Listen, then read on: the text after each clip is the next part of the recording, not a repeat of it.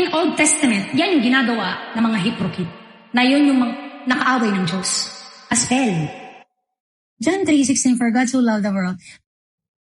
Bago ka dumating sa, anong tag dito? Sa John 3:16, ano po yung simula ng John 3:16? John 3:115. Diba? So, paano mo sasabihin, whoever? Ano sabi doon? Whoever. So, this word is not mine but Christ. So, sino to? Christ. So, paano mo sasabihin sa akin, ano sabi doon? Whoever believe in the Son. This is the word of Christ. Sa John 3:16, ano sabi doon sa John 3:115? You need to be born again in the Spirit. So, hindi mo ko kayang, kasi yung binibigay mo sa akin is a spell. You cast to me as a spell. Binibigyan mo ko ng spell.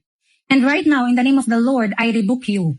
I can read the whole context at payo kong basahin sa'yo. Hindi ka pwedeng tumalon sa verses, lalo kay Miss Tinay. I mean, this wisdom is not from me. This wisdom is not from me.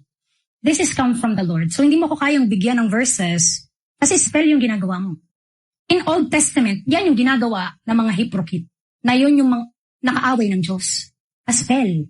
You give me a verse, I can read you the whole context of that verse. A person born in the flesh is the flesh. So, ang taong pinanganak sa laman, makikilala mo sa laman. Pag-iisip ay nasa laman. A person who born in the Spirit, led by the Spirit. Makikilala mo sila the way they action. Nagpo-produce ng good fruit.